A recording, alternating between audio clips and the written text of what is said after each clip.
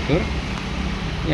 இப்போ வந்து சாம்கானுடைய speaker woofer எல்லாமே வந்து 8 ohmஸில் வந்திருக்கு. அதனுடைய குவாலிட்டி வந்து கம்பேரிட்டிவாக நம்ம வந்து ஜிப்போட வந்து அனலைஸ் பண்ண போகிறோம்.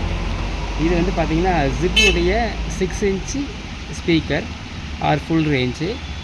இதோட சாம்கானுடைய 6 inch ஃபுல் ரேஞ்சு இதை வந்து ஒரு அனலைஸ் பண்ண போகிறோம். ஏன்னா அந்த குவாலிட்டி வைஸ் வந்து என்ன டிஃப்ரென்ஸ் இருக்குதுன்னு பார்ப்போம். அதுக்கு அடுத்து வந்து எக்கனாமிக்கல் ப்ரைஸிங்கில் வந்து சாம்கான் வந்துடும். இப்போ ஜிப் வந்து காஸ்ட்லி. ஸோ நம்மளுக்கு வந்து ஒரு ஹோம் ஆம்பிளிஃபையர் பண்ணும்போது பார்த்திங்கன்னா 8 ohmஸில் தேவைப்படுது. இப்போ 8 ohmஸில் வந்து நிறைய வந்து நமக்கு டெல்லி மேக் வந்து இல்லை. இப்போ ஃபஸ்ட் டைம் வந்து நாங்கள் இந்த சாம்கானில் வந்து வாங்கியிருக்கோம். இது வந்து பார்த்திங்கன்னா எல்லாமே 8 ohms ஃபுல் ரேஞ்சு. இப்போ இதனுடைய குவாலிட்டி வைஸ் வந்து நம்ம என்ன பண்ணுறோன்னு பார்க்குறோம். ஃபர்ஸ்ட் ஆஃப் ஆல் வந்து இதனுடைய கன்ஸ்ட்ரக்ஷனில் பார்க்கும்போது இது வந்து 90x17 மேக்னெட் போட்டிருக்காங்க ஜிப்பில். அதே மாதிரியே சாம்கான்லேயே வந்து 90x17 மேக்னெட் போட்டிருக்காங்க. பேப்பரை பார்க்கும்போது பார்த்திங்கன்னா சிவாகோன் பேப்பர்னால் அது வந்து ஒரு ஃபேமஸான ஒரு பேப்பர். அந்த பேப்பர் வந்து இங்கே எஸ்ன்னு பிரிண்ட் பண்ணியிருக்கோங்க. இந்த பேக் சைடில் பார்த்திங்கன்னா எஸ்ன்னு பிரிண்ட் பண்ணியிருக்கோம். அது வந்து சிவாகோன் பேப்பர். அந்த பேப்பர் வந்து ஒரு ஃபேமஸான பேப்பர். நல்லாவே இருக்கும், உங்களுக்கு கிளாரிட்டி வந்து சூப்பராக இருக்கும். அந்த பேப்பரை யூஸ் பண்ணியிருக்காங்க. தென் இன்டர்னல் ஸ்பைடர் பார்க்கும்போது வந்து நல்லாவே இருக்குது, ஃபுல்லாகவே இருக்குது. இதுலேயும் வந்து அந்த இன்டர்னல் ஸ்பைடர் நீட்டாக இருக்குது. ரெண்டுத்துலேயும் வந்து ஒரே மாதிரி ஸ்பைடர், ஒரே மாதிரியே வந்து மேக்னெட் சைஸு. தென் பேப்பர் குவாலிட்டி வந்து இது சிவாகோன் பேப்பர் போட்டிருக்காங்க. ஸோ இப்போ வந்து அதனுடைய ஓம்ஸ் வந்து மெஷர் பண்ணி பார்க்கலாம். இந்த பக்கம் ஜிப் வச்சுருக்கேன், இந்த பக்கம் வந்து சாம்கான் வச்சுருக்கேன். இப்போ வந்து மீட்டரில் வந்து ஓம்ஸ் வந்து 8 ohms கேட்குறோம். நம்ம என்ன ஓம்ஸ் வந்திருக்குன்னு பார்க்கலாம். இப்போ ஜிப்பை மெஷர் பண்ணுறேன். ஜிப்பை மெஷர் பண்ணும்போது அதே மாதிரி 8 ohms வந்திருக்கு. ஜிப் வந்து 8 ohms இருக்குது. இப்போ வந்து சாம்கான் மெஷர் பண்ணுறேன். சாம்கான் பார்த்திங்கன்னா அதே மாதிரி 8 ohms வந்திருக்கு.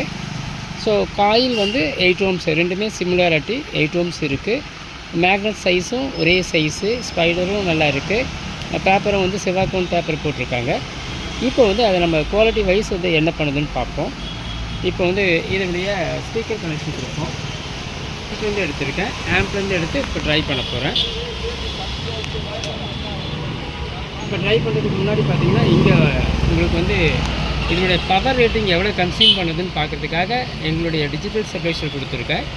அதில் வந்து அவுட்புட் ஓபினா அவுட்புட் 223, லோட் ஆம்ஸ் வந்து 0, பவர் வந்து 0. ஸோ இது வந்து எவ்வளோ பவர் கன்சியூம் ஆகுதுன்னு பார்க்க போகிறோம். இப்போ வந்து நான் வால்யூம் கொடுக்குறேன். இப்போ வால்யூம் கொடுத்துட்டு இப்போ வயர் வந்து கையில் வச்சுருக்கேன். இப்போ கனெக்ஷன் கொடுக்குறேன்.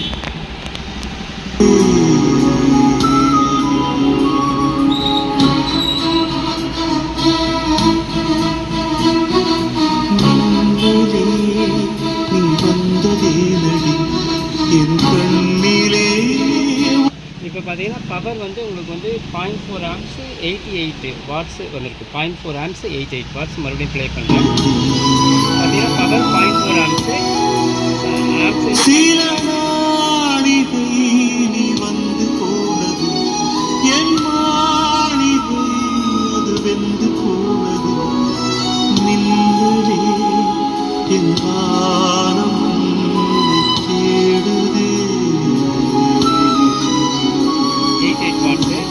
இப்போ அதே சாம்கான் செக் பண்ணுறேன்.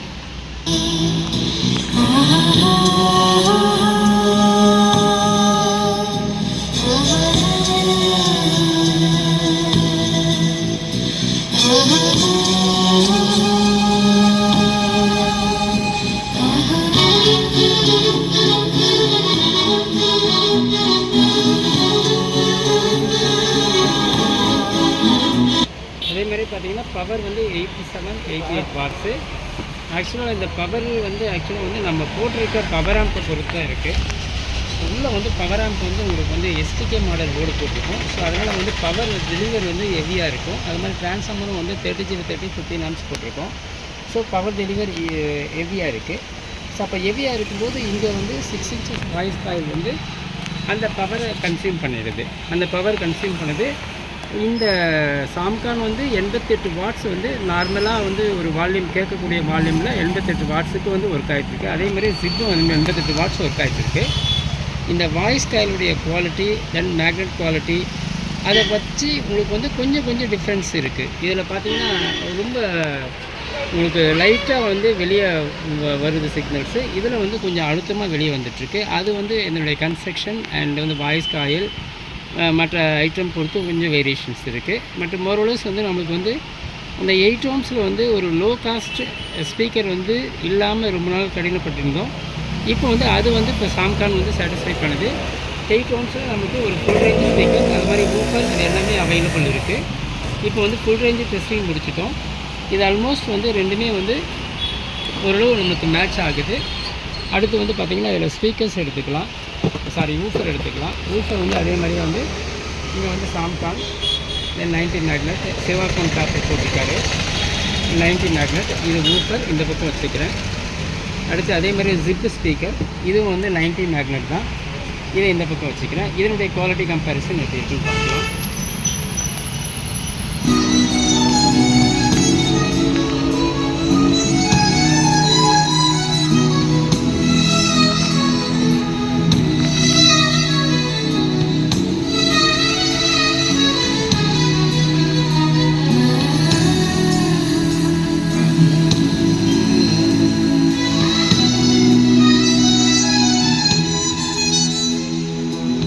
பால்மழைக்கு ஒரு பண்டிகைக்கு காத்திருக்கும் சாமி இல்லையா? பால்மழைக்கு காத்திருக்கும் பூமி இல்லையா? பண்டிகைக்கு காத்திருக்கும் சாமி இல்லையா? வார்த்தை வர காத்திருக்கும் கவிஞர் இல்லையா? நான் காத்திருந்தால் காதலே நீளும் இல்லை.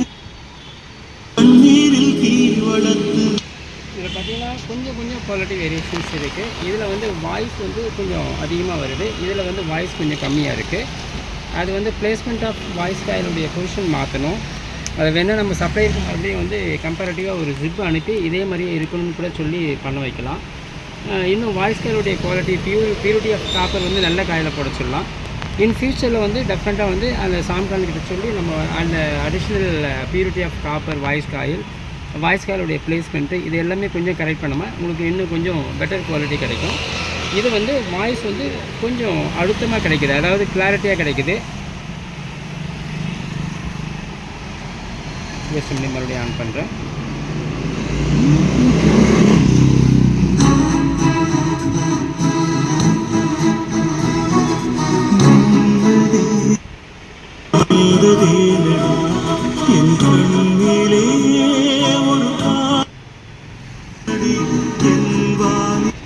ரெண்டுத்துக்கும் வந்து வித்தியாசம் வந்து மிட்டு வந்து கொஞ்சம் அதிகமாக இருக்குது, இதில் மிட்டு கொஞ்சம் கம்மியாக இருக்குது.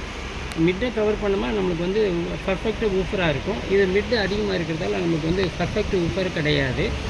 அது நம்ம இந்த பிளேஸ்மெண்ட் ஆஃப் வாய்ஸ் காயில் இன்னும் கொஞ்சம் கரெக்ட் பண்ணாங்கன்னா இது நல்லா வந்து அதே மாதிரியே வாய்ஸ் டெலிவரி மைல்டாக வந்துடும். மைல்டாக வரும்போது நமக்கு கேட்க நல்லாயிருக்கும். இன் ஃபியூச்சரில் வந்து இதை நம்ம சப்ளையர்கிட்ட சொல்லி கரெக்ட் பண்ணலாம்.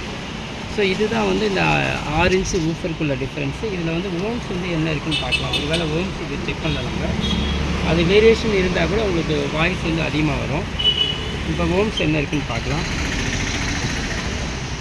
ஓம்ஸ் வந்து ஜிப்பு வந்து 7.6 ஓம்ஸ் இருக்குது,